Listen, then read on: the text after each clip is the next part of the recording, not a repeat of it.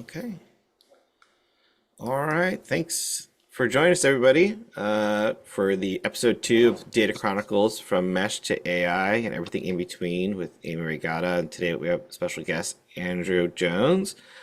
Before we get into the conversation, of course, always need to go over the community things going on. So I will do that. And I'm Paul, head of community. And first, I want to say thank you to our community sponsors, so Starburst, Reltio, Next Data, Strim, our platinum and gold sponsors. So thank you for allowing us to do these live streams and these meetups with everybody.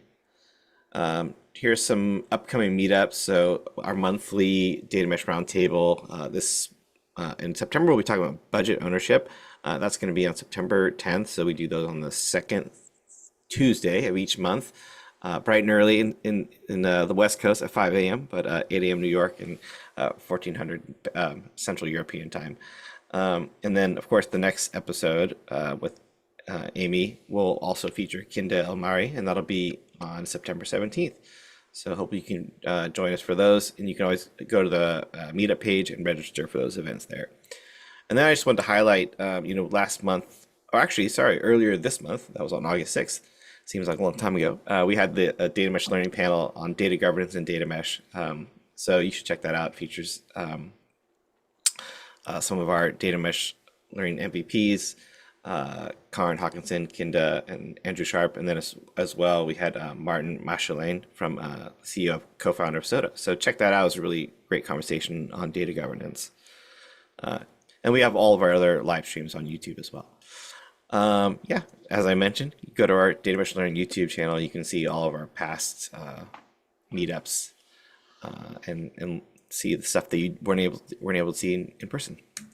And then coming soon, we're still working on this. We plan to put our streams also on Spotify, so you can consume that material in that way as well. So stay tuned for that. We'll let you know when that's live. And if you want to get in on the conversation, sometimes we have these streams and we aren't able to talk about everything we wanted to. We ran out of time.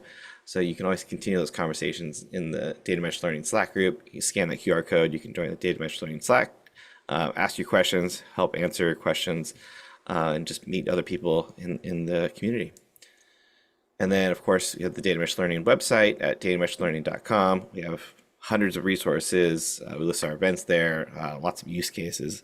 So it's definitely a great resource if you're trying to start your data mesh learning journey, or if you're already on your data mesh learning journey, or data mesh journey. Okay, and that is it for me. So I will hand things over to Amy. Hi, everyone. Thank you so much for tuning today. My name is Amy Raygada. I've been working in IT for around 20 years, in data around 13 at this point. And I'm happy to have today here Andrew Jones, who's also been around 20 years in the industry and the last 10 years in data. So I'm really happy that we are here together to discuss the importance of data contracts, which is a topic that I think is still a little bit, cloudy for many people. So thanks so much for coming, Andrew. How are you today? Hi, I'm very good, thank you. Thanks for having me. Great. So Andrew, first of all, I would like you to tell the people a little bit about your experience with the data contract, and also what is a data contract and how you came up with this idea, because you are basically the person who started all this. Yeah, so I came up with the idea around sort of 6 years ago, and what we had then, we had a quite typical data platform. We had a sort of change data capture service, chucking data from our upstream databases into our data warehouse, and then we had BI and data science built up of that. It's quite typical how many people building data platforms, and certainly at the time, and we still are today. But we had many of the same problems that many people have as well, in that the data wasn't that reliable, schemas kept changing upstream, the data itself kept changing, no change management around that. The quality of data wasn't great because you're basically building on top of internal models of a transactional database, which isn't really well suited for analytics. So these kind of terms about data, very useful, they make sense in the context of that service, but not to the rest of the business, all the kind of problems that many people were having. So I started thinking about how to solve that, because at the time, one of our organization's key strategies was to build more on this data. particularly using machine learning at the time. These days, call it AI, but the same kind of thing. We're trying to use our data to try and drive revenue, try and drive competitive advantage. But it didn't seem like we could do that on top of the data we had at that time. So I started thinking about ways to solve this. I kind of felt the root cause was we're building on top of the upstream database directly, essentially via TDC, but essentially directly. Same schema, same data, same everything. And I started thinking, you mentioned at the start, we both got a bit of a software engineering background. So I started thinking, as a software engineer, that would be a bit of a red flag. Like, I wouldn't build on top of someone else's database. Of course, it's not going to be reliable. It's not going to make much sense to me. I'm not going to have much context on it. It's going to change quite frequently. I kind of want some kind of interface. In software engineering, it might be an API. I want an interface that's abstracted away from that I can build on with confidence, and that is of better quality. And I just thought, well, it didn't come to this overnight, but eventually I came like, well, why don't we have the same sort of thing for data? And that's where data contracts really started. And the word contract came from an API is a bit like a contract between a provider and consumer. It's kind of the same thing with data. It's kind of called a data contract. That's really where it was started. And then it's kind of became, it's a very simple idea, but once you start thinking about interfaces and describing your data, it then becomes a very powerful idea as well.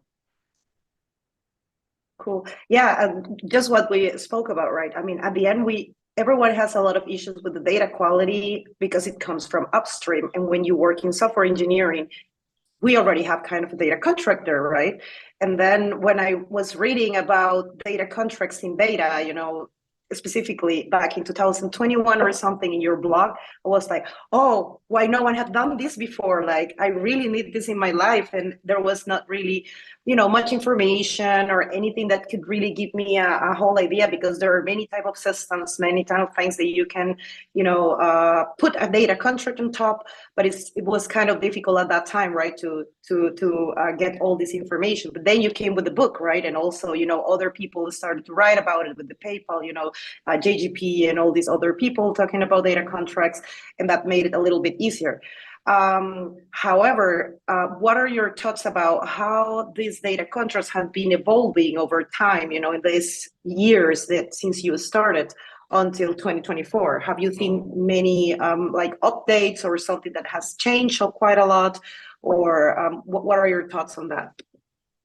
I think it's certainly getting more attention over years, and the more organizations are certainly adopting it, and they're adopting it for a variety of problems. There's a variety of problems trying to solve with data contracts, but data contracts quite flexible. They can solve the kind of problem you have. So for us, it's a lot around change management of schemas. For other organizations might be around data quality, and they want to improve that. So there are a few different kind of problems you can solve with data contracts, maybe data governance as well. So I think we're seeing more and more uptake of these ideas. I think that's probably accelerating more these days because people, like I mentioned, like we had a strategy to try and do more of our data, and that needed better data quality. And because we're aligned with our strategic goals, it allowed us to kind of adopt a new idea, kind of maybe shift things a bit left, and maybe ask people to do a bit more work up front, which is better data, because ultimately that led to a better outcome for business. And a lot of companies are doing that as well with data at the moment. They're looking at how they can use their data, maybe with AI as well, looking at how they can use their data to generate value, and realizing that in order to do that, you need to invest in data quality. And the best place to invest in data quality is at the source, and that's the best place and cheapest place to do that. And if that does, it does require some work from maybe software engineering teams or people who look after systems upstream. But we're starting to realize that it's worth the effort if the outcomes align with business goals. Yeah, and one question for you, because I see a lot of people like missing up the concept of a data contract. Yeah, it's about data quality, but it's much more than that, right? How do you see these, how it helps really to maintain data quality, but how it helps as well in data platform reliability? The other day, I was speaking, for example, with Julia in the past episode, and we were talking about data platform reliability and all that. And I was mentioning to her, for me, that also data contract is part of that, because it's not only about data quality, but it also, as you said, governance, ownership. It's so much more. So can you elaborate on how these data contracts will help to maintain this data platform reliability and quality? Yeah, sure. I mentioned the data contract. So really quite a simple idea. It's you describe your data in a document that is both human and machine readable. That's the data contract. That's all it is. And when I say describe your data, exactly how you describe that or what you choose to describe, like what kind of labels you put in there, is up to you really. So for us, we put in there at the start, we had things um, like we categorize our data. Is it personal data or not? Is it sort of secret, confidential, public information? Is it about a customer or an employee? Those kind of simple categorizations. And that allowed us at platform layer to automate a lot of things about how to do access controls, for example. So we can start applying role-based access controls based on that without everyone having to do their own access management of their own data. Just like implement those policy rules centrally. And because everyone's using data contracts to describe their data in the same standard format, we can then quite easily really build tooling that applies for automation, those policies to the data, no matter where it resides or who owns it, as long as they describe the data in sufficient information. And we started doing that. That was even before we implement that tooling. We had categorization in there. We knew that was going to be important, but we started applying that kind of pattern to a lot of our platform capabilities, well, all of them really. Like we haven't found a capability we couldn't implement in the same sort of way. And that could be something as simple as backup. So you want your data backed up. So, having something in data contract says, I want it backed up. I want it backed up daily. I want it to be retained for 3 months.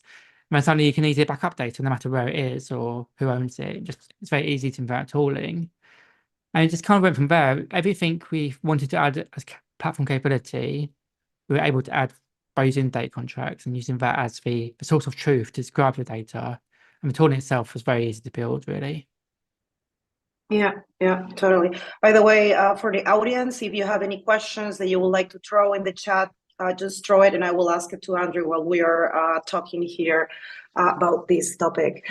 Andrew, now that you are, trying to do also some independent consultancy and all that, what have you seen in some of the industries or some of the companies that you have, maybe consulted or talk about are the most, difficult things that they are dealing with, and what kind of solutions can you propose to these teams that are just trying to start with data contracts?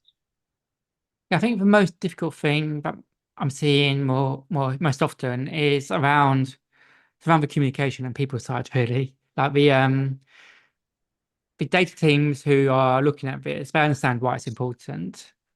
And they've been struggling with data quality for a while. They feel the impact firsthand. And they're looking at how they can solve that. But they're having, not everyone, but many organizations have trouble getting buy-in from the other parts of the organization about why is data quality important? Like, what's the impact it's having on data teams and the applications they're building and the value they're trying to deliver through data? How do we incentivize other parts of business to provide better quality data? How do we get them to care about data quality? How do we communicate in terms that they understand? And how do we link this back to the business strategy? So a lot of it is about communication again, and it's a lot about people side. I think tooling wise, that's still a bit of a challenge as well. It's a bit more mature than it was when I started, but there's at least patterns and there's prior art you can look at and get inspired by. But when it comes to kind of people side, organizational change, that's unique in every organization. You've got different people, you've got different structure, you've got different characters, it's all very different, and how you navigate that is probably the biggest challenge that many organizations are facing with data contracts. Yeah, and there's always this kind of Game of Thrones, right? That you have to go and preach a little bit here, preach a little bit there, and it takes forever. How long did it take you to do the whole implementation until you feel now comfortable? And how was it? You did it like at once or little by little. How was your experience with that? So the actual tooling bit didn't take that long. Once we had kind of a design and we were building on top of things we already had, like infrastructure as code platform, that was quite easy. We did an MVP in a few weeks, really. But before that, we had to really think about, be very clear about what problems we're trying to solve, why we're trying to solve them, kind of get buy-in from different stakeholders. It's kind of a bottom-up approach for us. So I was the leader of a data platform team. I wasn't like CTO or anything like that. I couldn't really enforce change on business. So I had to really explain it. Not just me, I had a great product manager at the time. She was really helpful.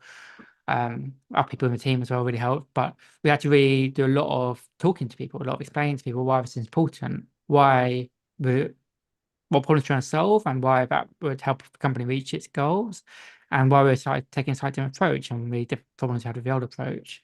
So a lot of talking. That probably took maybe a year from start to end. I wasn't doing it day to day, but um, took a little while. Once we had enough buying, we kind of felt quite certain that this was a good journey for us to start on. Tooling itself didn't take that long, but we identified some clear places where we could add value quite quickly through data contracts. It wasn't necessarily the most important data set in the company, but it was one where maybe the team were already quite data driven. Maybe had this case they had data scientists were deployed in there. They were using data to create value, to create some of these products that were driving revenue. And they were working quite closely with the other team for producing this data. It's quite a good situation to be in because everyone in there was kind of incentivized for this to work. It's kind of cross-platform, cross-team collaboration anyway. And we were just enabling that through a bit of tooling for a slightly different mindset. So we did that quite quickly. And then from there, it just came more like a repeatable process, find the next problem we could solve, add a bit of value there, we're adding a bit more to our platform capability, have a next platform, next problem. And eventually it became, I mean, it took many more years, but eventually now it's really part of our culture. Really, when we talk about how we do data, we just do it through data contracts. It's part of our technical strategy. It's covered by the CTO. It's just how we do data now. And did you find a lot of resistance for this topic? Not as much as I thought, really. I think a lot of times, and I get asked this quite a lot, like how would you get, say, a software engineer to care about data quality? And they would never care, they're busy and things like that. But really, if you, it probably helps I've got a software engineering background, but if you software engineer, they like solving problems. And if you explain to them the problem you're having, and they would love to help solve that problem. And if a solution is a bit of data contracts and it's a bit of their work, but you understand why it's valuable and why it might require a bit of work on their front. I'm actually quite receptive to that. If it just becomes a game about prioritization, which is, every company has issues with prioritization. There's always more to do and can do, and you have to get prioritized. And then again, you're going back to the value. What's the value? Can I get this other team to do the work? Because it ultimately is a better outcome for the value for company through this value. But that's just a reality in every organization, right? You just try and get involved in how the organization prioritizes. So that's like quarterly planning or OKRs, whatever it is you do. So that's its own challenge. But I wouldn't say there's massive resistance. I think people are quite open to it, so they're open to talking about it.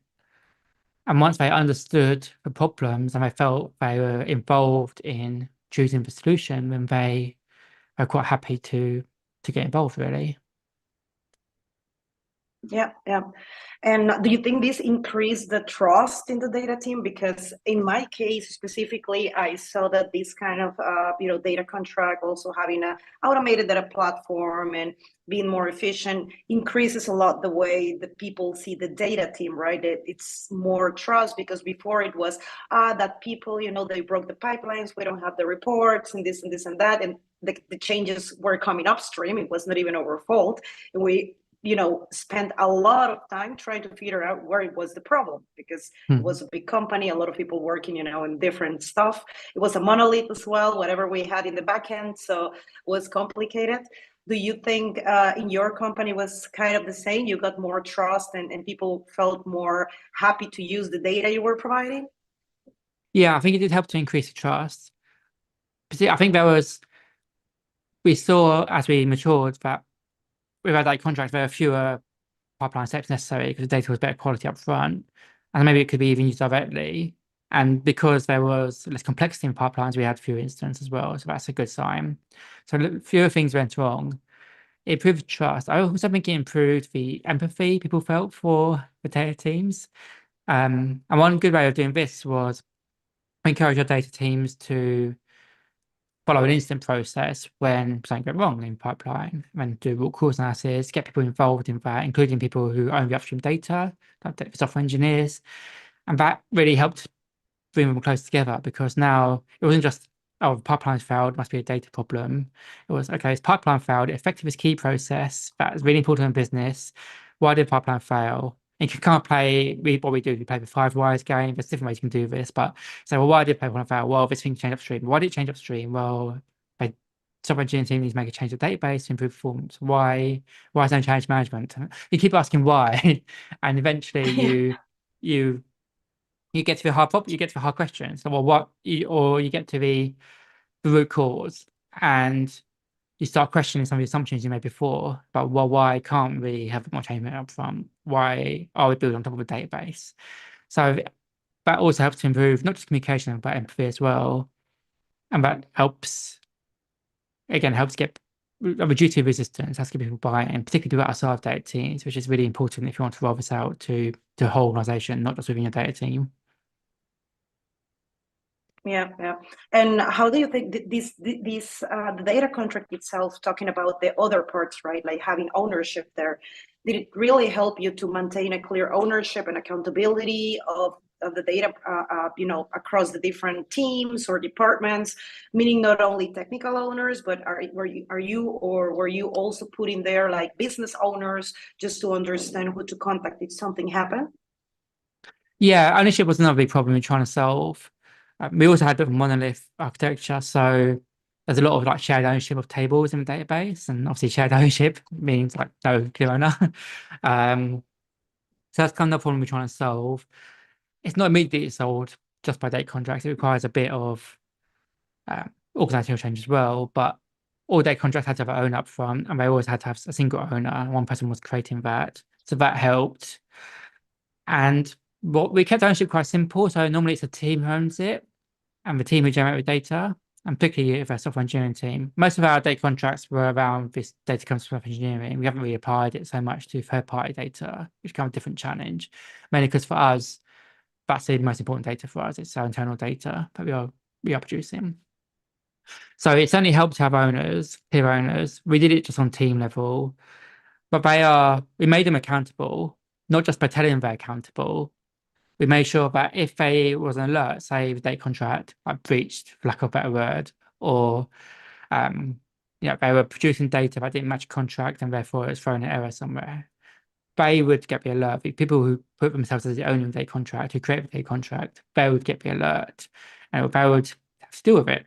So immediately they become accountable for that, because they are the ones, for getting the alerts. They are responsible for maintaining that data, and it's clear what it means to be a data owner, to own a data contract.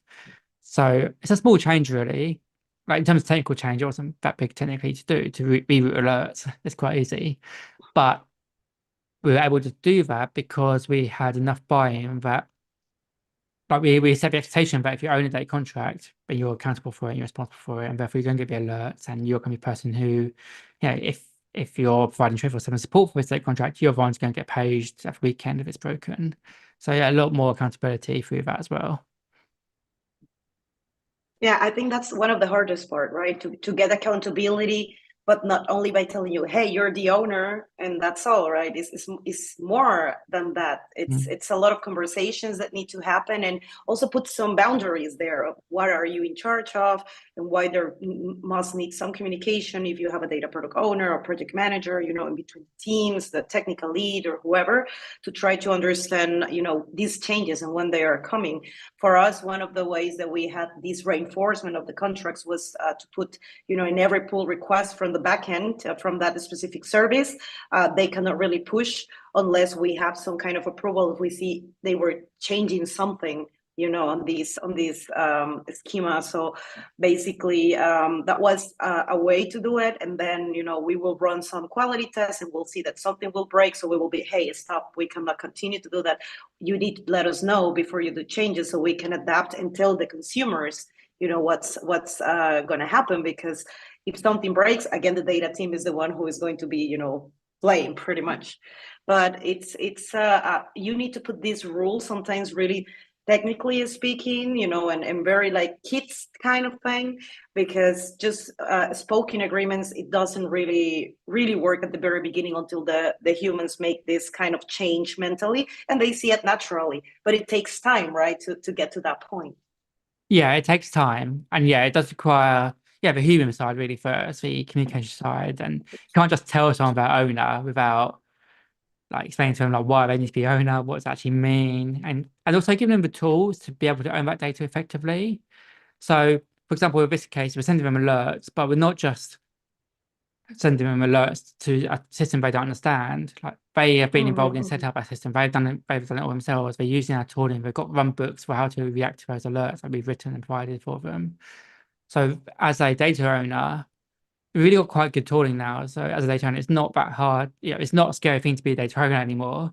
Like it's just something that is, maybe you own an API, maybe you own your database and the infrastructure as code behind that, and with some cloud resource behind that. And you also own the state contract. And we've got the tooling in place to make that, you can own your data without having to be an expert in like GDPR or data regulations. You don't have to know about how to do backups and stuff. You know that all this stuff is done for you, but if it were to break, there are clear run books and there are clear, um, you're supported in that ownership, which I think is a lot better. It's a lot better situation than being told you're the owner of this and you don't really understand what it is. And you're already starting off in a with some friction there and a bit of reluctance. So we really try and support our Yeah. data owners. And I think it's a shared responsibility at the end of the day, because it's not only the producer, but as a consumer, if you are, for example, one domain, you are there just, doing, getting info upstream, doing the pipeline, and then someone else is consuming in another form. But also the consumers, we had this like and subscribe, like I told you last year in London. It's like you also as a consumer need to be, on top of it, because I mean, I'm the producer of this domain, but I don't know what you're using the data for or how you're using it for real. So you also need to be on top of things. If this is something that is going to affect you, this communication needs to flow all the ways, right? Not only from one side or the other, because then you share this sense of ownership and accountability that we just spoke about. So that's also quite important. So it's a shared responsibility from anyone if you want to really make it work. Because I have also seen some people that now they work. I saw it in a previous company that I worked, and I just wanted to throw myself from the window. They were trying to do data contracts in Notion. I was like, but why are you doing that? Like, no, because we put here the table, and we put here who owns that, and we put here what's the schema, and this and this and this and that. And I'm like, but no one is really maintaining this. I mean, this person did it once. It took them forever. I don't think this person is going to come back and check every time there is something new, because they will know until something is broken. So what's the point of having a written data contract? And then speaking with people, around in conference and everything, some people told me they were doing the same, but in Excel, for example. And I was like, why are you even putting yourself into that a lot of work if you're not, I mean, it loses the purpose of the data contract, of this automation, of this kind of efficiency creation, right? And I think that happens a lot because people are still a little bit lost. So I wanted to get into the nitty gritty of the technical aspects. So what are some of the best practices for implementing the data contracts within organization? And what are the common pitfalls to avoid? Yeah, I think one of the best practices really is think about who's going to be writing these data contracts. So you mentioned that people may be writing them in Notion, Excel and stuff. And yeah, that's like I said, that's I used to think like at least getting something written down. So it's kind of a good start. But really, like you said, like it's on its own, it doesn't really solve any problems. You just get written once and forgotten about, like most documentation. So you think about who's going to be writing these data contracts and how they're going to be used, and really targeting information around that. So in that example, we knew we want to be written by software engineers in our case, and therefore we want to make sure it's as easy for them to write as it could be. So we chose to write our data contracts. It's a bit of a niche language. It's called JSONnet, which is like configuration language. And we chose that not because it's a great way to define data contracts. I wouldn't recommend it if you're not using it already. But because that's what our software engineers were used to using. They used it to define infrastructure as code. They used it to define their APIs. we wanted to make sure I could define validate contracts in the same way, in the same repo, right next to it, with full autonomy to change it, no review from myself, from a central team. Like, it's their data contracts. So really, I say best practice focus on who's going to be creating state contracts. It might not be, or it shouldn't, probably isn't the data team. It's probably the owner of the upstream data. So how do they most want to define the state contracts in a way that's most comfortable for them? And what tooling do you need to provide them to support that management of data contract and management of data underneath it? So I think that's the best practice.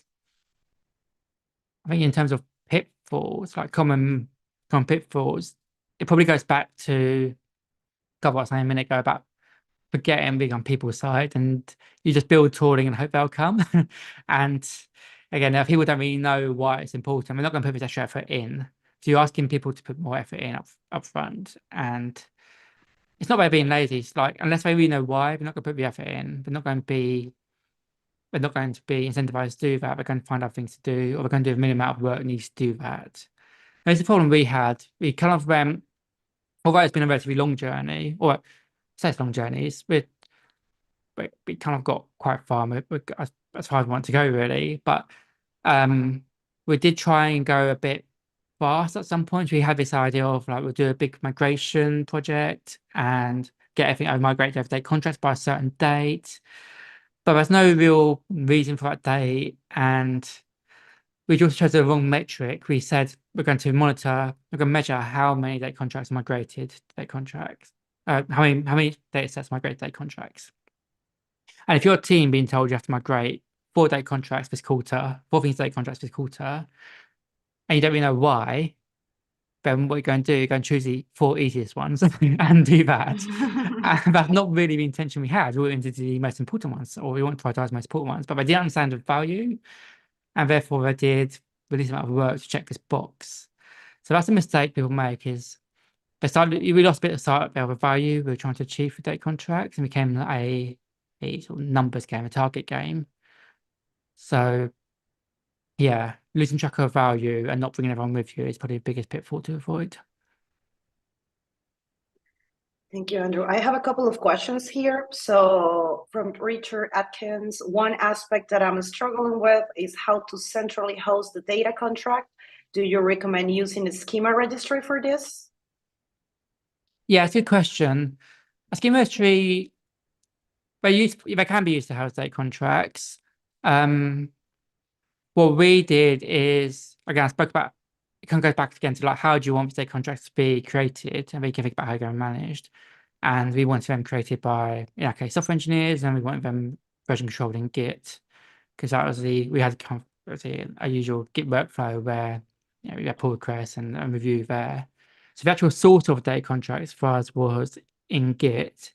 And then from there, we pushed it to other places. So we pushed it to a data catalog, so we can view those data contracts and search for them. We also pushed it to a schema registry, so that tools can access the data contracts and use them to encode data, or whatever they need to do with that kind of the actual schema itself. So that's how we did it. I think, I don't know if a schema actually should be the source of truth for data contracts. I think it's more a representation of data contract. I think essentially the source of truth should be most likely in a Git or some other version control system that humans can more easily interact with. Thank you. Another question is from the same person. Our company is looking to adopt a tool such as Liquibase for OLTP database change management. Schema evolution, do you recommend data contracts as a replacement for such tool or fit into it? Okay, so I don't know Liquibase personally. So, but what it sounds like is you're trying to apply change management on top of a database, the upstream database itself, and schema evolution around that. And that's an interesting solution, because if I was a software engineer and that's my database, I'm not sure I'd want someone else to be putting change management on top of my database. I would want to be able to change that database as I need to deliver features I need to deliver, or to improve performance I need to, for whatever reason I need to change to improve performance. I don't want to be And like high-performing software engineering teams are changing their database regularly, and they don't want to be told they can't, or don't want to get approval from a central data team. It also doesn't scale very well because you've then got a central data team, for example, reviewing schema migrations in a database they don't own and they don't understand, they don't have full context of. So that typically scales it well. I mean, what we want to do really is move away from just moving databases around and building up databases to a separate interface, a more explicit interface, like an API is.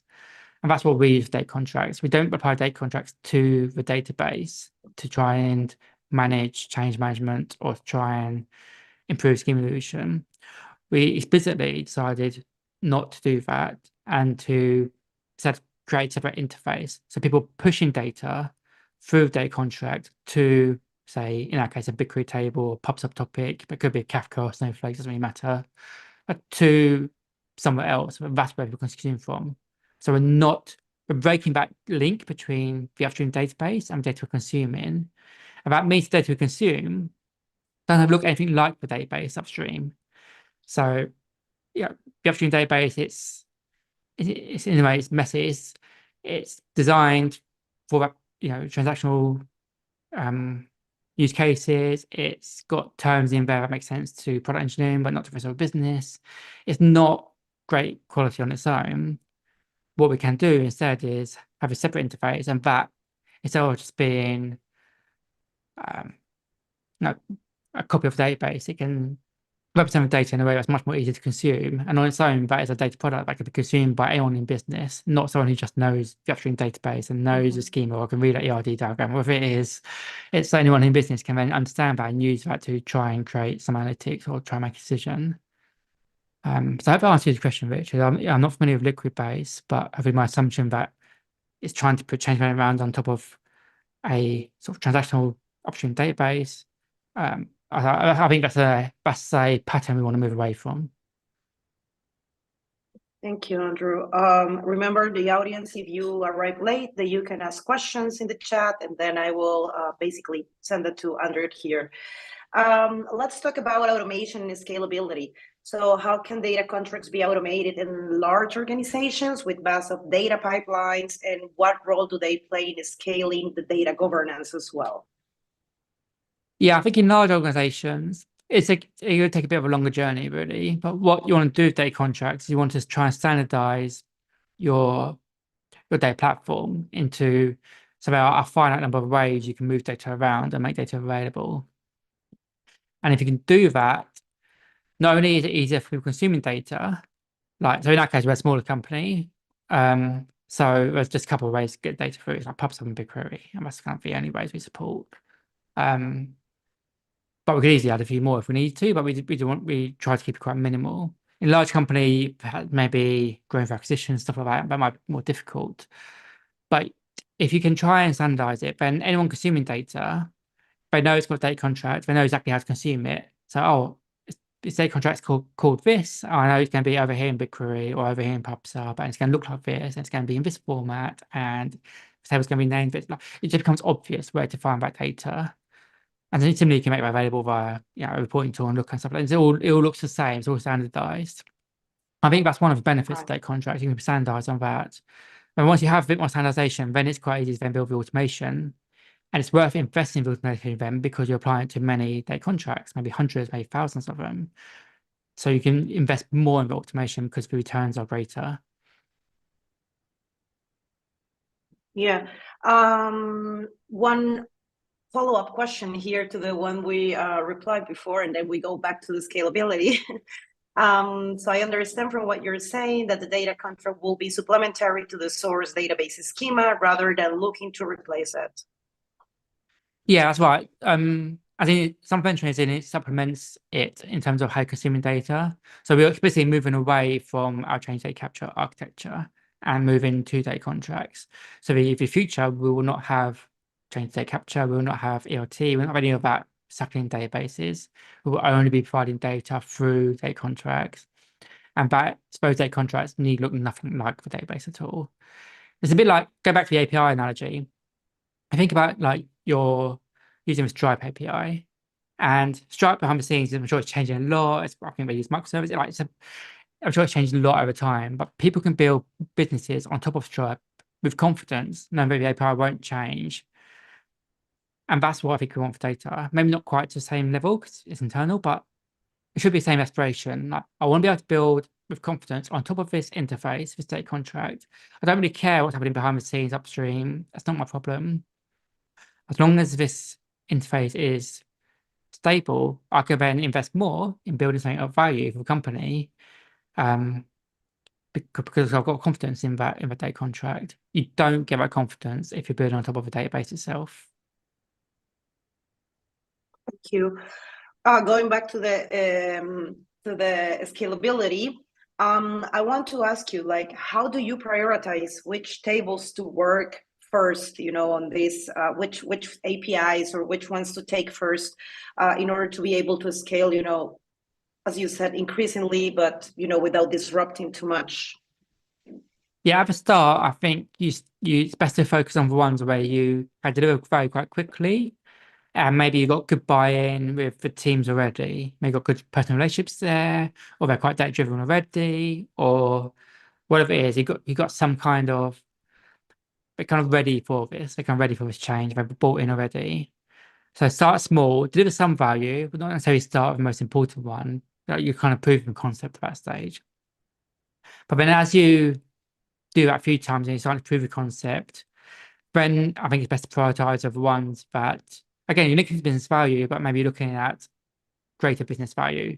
So maybe there's a key business process that if it fails, you have to tell the regulator about, and it's been failing quite a lot recently, and the VP of that particular area is not happy. Maybe that's one you start focusing on. And you say, okay, well, why is this process failing? Again, do this kind of root cause analysis, this 5 whys, or whatever you want to use to do that. Why is it failing? If you find out it's because your data is not dependable enough and because of the upstream changes, you then got a clear use case for data contracts, a clear value you can add there. So that's when you get more mature, you've got the capabilities in place there, you've proved it a few times, there's a pattern that your company seems comfortable with, and you've got proven success behind you, then you can start going after bigger problems. Yeah. Do you have an example of how you prioritize things in your company? How did you, chose one before the other because of pain points or maybe business value? Yeah, there's a few different ways we prioritize. So some case we have a VP of a particular area come and say, like, I'm concerned that my process is failing all the time. And my team are telling me it's because the data keeps breaking. I'm like, okay, well, let's dig into that more. And then normally it's not because the data team is breaking the data. Normally they call it upstream, and then we can start applying it there. So sometimes people come to us. Other times we can do some sort of business mapping exercise and identify processes that are important in business, and then just go through them, maybe score them in terms of how reliable are they.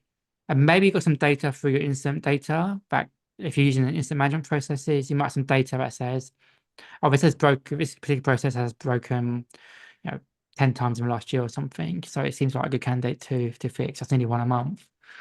If you haven't got that, then maybe you can try and find other anecdotal evidence, maybe do some sort of surveys or whatever it might be, but try and find something to back that up. But then use that to prioritize, use the kind of mapping of business processes plus the kind of risk you associate with that business process and the data it depends on, and then use that as a means to prioritize which ones you look into. And for those processes, it's not necessarily about kind of going back a bit to kind of the questions from Richard earlier. It's not necessarily about just changing the upstream data from CDC to data contract in the same structure. If you look at the whole business process, you might be thinking, well, other business processes could be automated completely if we just do a bit more work up here. And what if we provided slightly different data up front? Can we do a bit less ETL? And does that help improve reliability or at least reduce costs or whatever it might be, whatever metrics you really care about? So really looking at it from almost like from first principles and saying, okay, we have this new approach to data. How would we solve this problem using this approach today? And I'm really solving that problem as best you can and using data contracts where it makes sense to use them. Yeah, I think in this case, because I do a lot of this, but mostly because we attach a data contract for each data product, right? So I do a lot of event storming just to understand all these connection and how they map to other data products and where do we need to do things just to keep track. I know that probably for really large companies might be complicated at some point, right? Where because it becomes like very, very large, but there are some tools there that are kind of helping to map these data contracts some way, somehow, and showing the data products in there.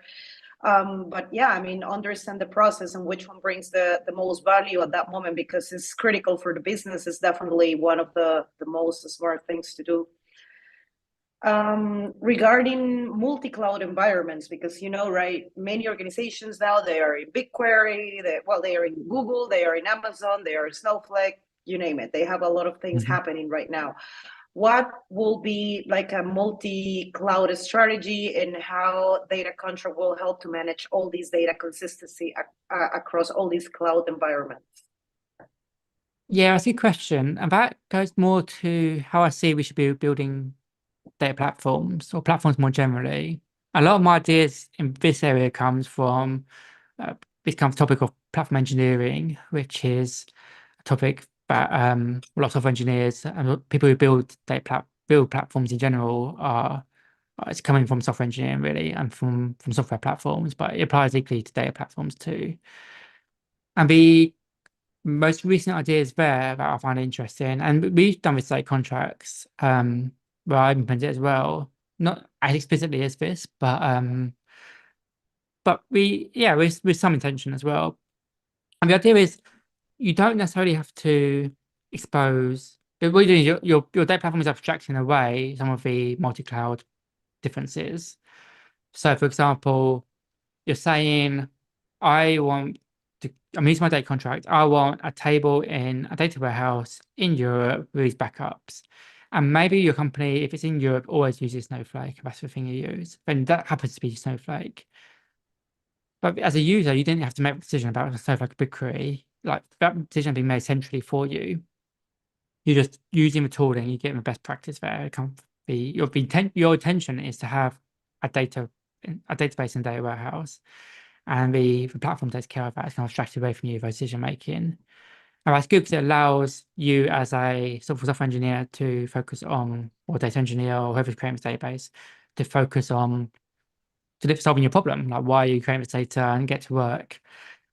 And also as a sort of governance area, you're defining these policies and you're saying this is how we do things. And if anyone uses data contracts, they are using the best practices and following that policies. So I think it goes to how you build your data platform or how you build a platform more general. Data contracts are a great thing to build a data platform around. I call it sometimes this contract-driven data platform. And it's about the right level of abstraction. Right level of abstraction is very hard. That's a topic for a whole other episode maybe, but it's a difficult thing to get that abstraction right, the right level.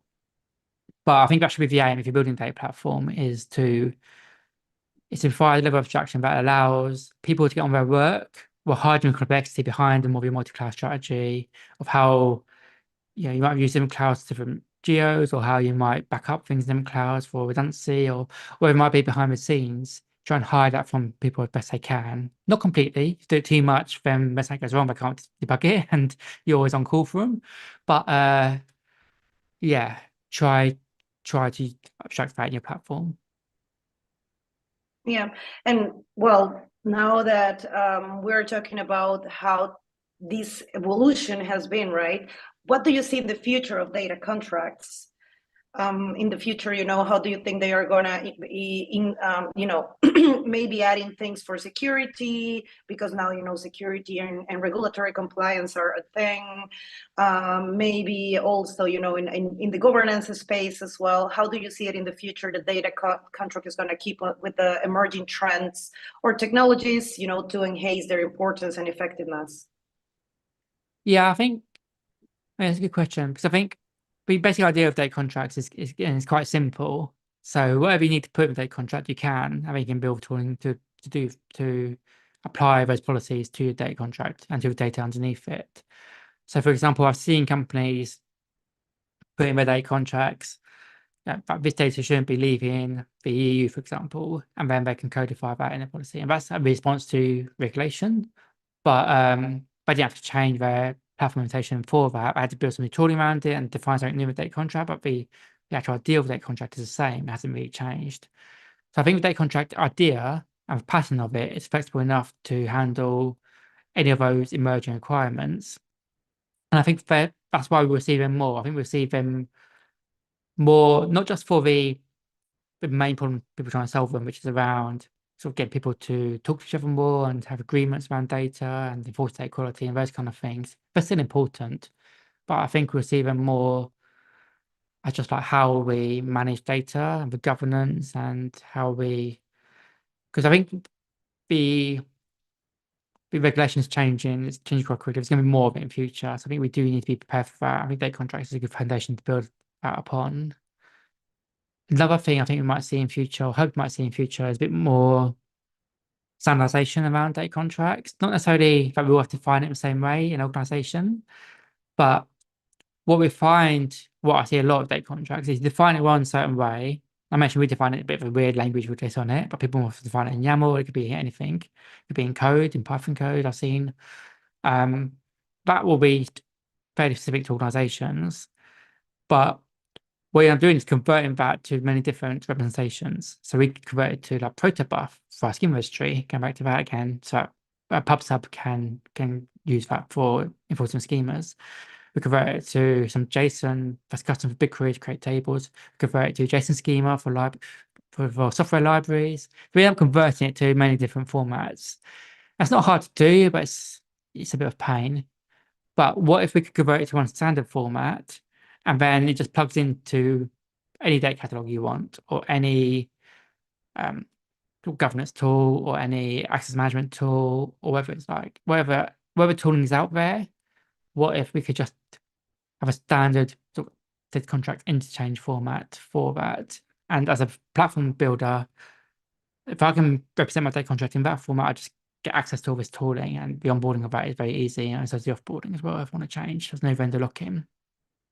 So that's one thing I would like to see in future. There is a friend of DML, JGP, and myself and many others, John George, we're involved in there's open data contract standard, and I'm part of a technical committee on that. There's quite a few of us involved in that. That's got quite good momentum behind it, at least internally, in terms of how that's progressing.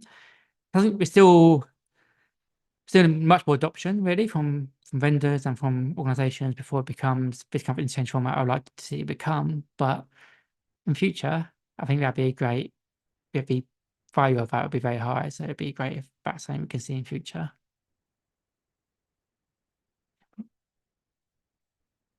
Oh, for some reason I was muted.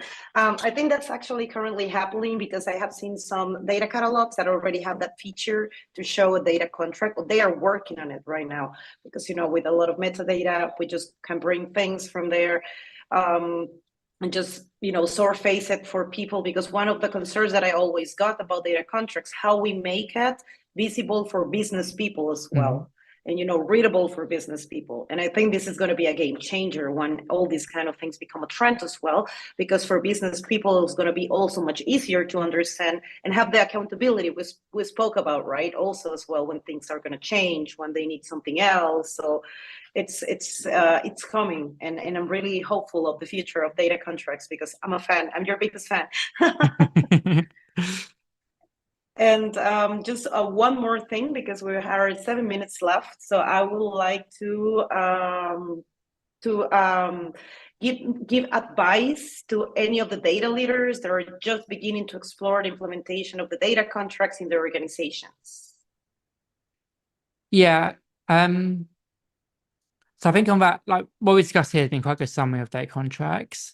I think the main thing with data contracts is to make sure you know what problem you're trying to solve for.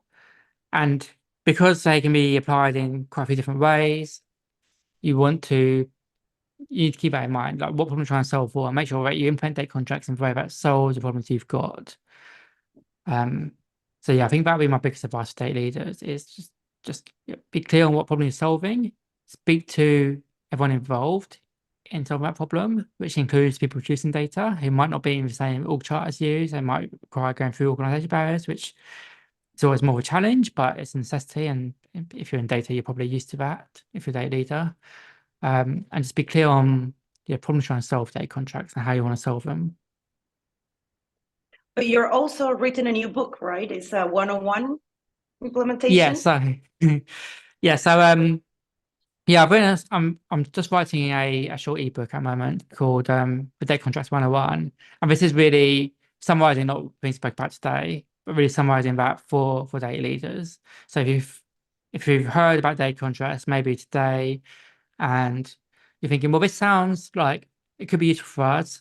Some of these problems that we're talking about, they sound familiar. Then this ebook will give you a good overview of like how data contracts actually solve their problems, and it's something good you can refer back to. And from that, you can make a decision about maybe you're going deeper. Maybe you want to read my full book, which goes in a lot more detail, but obviously will take longer to read. Or maybe you want to go in a different direction, but at least you can make an informed decision. So that ebook is going to be released in the next week or so. You can get it from dc101.io. So that's DC for data contracts, and the number is 101.io. And that's a free ebook that you can download. And if you sign up now, you'll get an email as soon as it's released. Yeah, actually, our community managers are adding that to the chat right now. So feel free to sign up and get your free copy next week. You said, Andrew, right? I hope so. Yep, that's the plan. Yeah. And now that you are becoming an independent consultant as well, so where can we find you and how can people connect with you? Yeah, so you can find me and all my details on my website. So that's andrew-jones.com. And that links to my LinkedIn. It also describes some of the services I'm providing. They include workshops. So I've got a couple of workshops coming up in the next month or so, one in London and one in Utrecht in the Netherlands. But I also provide various other services for helping any organization that's trying to use data contracts to really change the organization, to try and transform the organization into one where you can use your data to provide real value, perhaps revenue generating value from your data. And you can do that because you can build a native confidence. That's what I'm trying to do. I'm trying to help organizations reach that goal in the same way that I did at my previous organization. Perfect. Well, that's all the time we have for today, Andrew. Thank you so much for joining us and sharing your insights. And thank you, the audience, for tuning in. Remember, next month, I will be with Kinda Elmeri for another episode of Data Chronicles about data ownership in data mesh, another important topic and quite painful. So if you want to know it from firsthand, please join on the 17th of September. And then join us next time for more insights into the data world. And until then, stay data driven.